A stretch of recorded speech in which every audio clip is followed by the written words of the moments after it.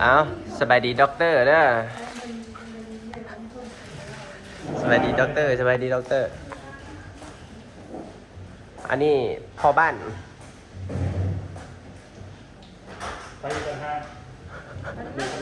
ใส่บริการใน24 ชั่วโมงลมแอร์ พัดลมแอร์ได้เมดเด้อ ได้สังเกตได้ตำนานนะ การพัดลมจะเป็น ลมหน่อยแรงลมแรงที อ่า จ้ะตั้งจำเป็นนอนจ้ะ เป็นเมดได้นี่นะ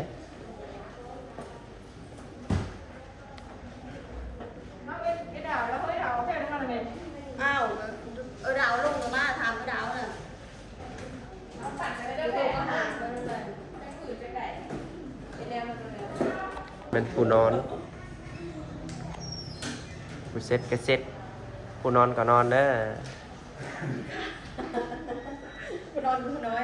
ผู้นอนก็นอนนะ มาประเทศเวียดนามไอ้จ๋า อันน่ะผู้นั้นเฮ็ดเวียก อย่าง อันนี้คือฮอดโมงอนามัยเลยก็คืออนามัย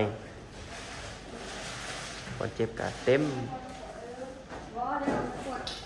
มั่งออกมาลดเรียกมั่งว่ามั่งลดแล้วทำอื่นเลย เดี๋ยวนี้ด็อกเตอร์คอหักได้ เ